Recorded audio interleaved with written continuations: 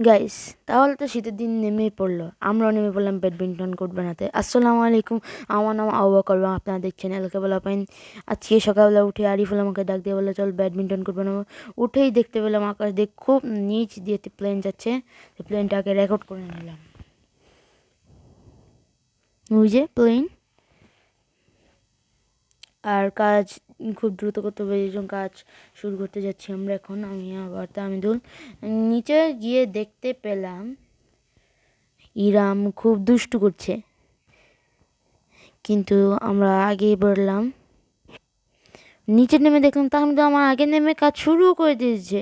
তাহমিদুল এবং আরিফুল প্রথম গর্ত করছে যাতে বাঁশ লাগাতে পারে। আমরা নেট অর্ডার দিয়েছি, কিছুদিনের মধ্যে আসবে, কিন্তু আমি কোনো কাজ করব না আজকে, আমি খালি রেকর্ড করব। এই জন্য সবাই আমাকে আকামলা বলে। কিছু হবে না। বাঁশ কাটা তো হয়ে গেছে মাপ মতন, আমার বাঁশ নিয়ে এসে পড়ছি। তাহমিদুল এই দৃশ্যটি থেকে আমার কিছু মনে পড়ছে, কিন্তু এটা প্রকাশ করার মতন নয়।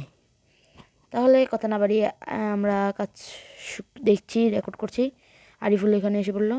তারপর আমি প্রকৃতি দেখালাম, এই জায়গায় আমরা ব্যাডমিন্টন খেলবো, আমরা বাতিটাও লাগাবো। এই চাই আমাদের এলাকায় গণমান্য বড় ব্যক্তি নাহিদ আলম এসে বললো, তাকে আমরা দুষ্টু করে নাহিদ আলম বলি, কিন্তু তার আসল নাম নাহিদ। তাহলে সে গর্ত খুঁজছে,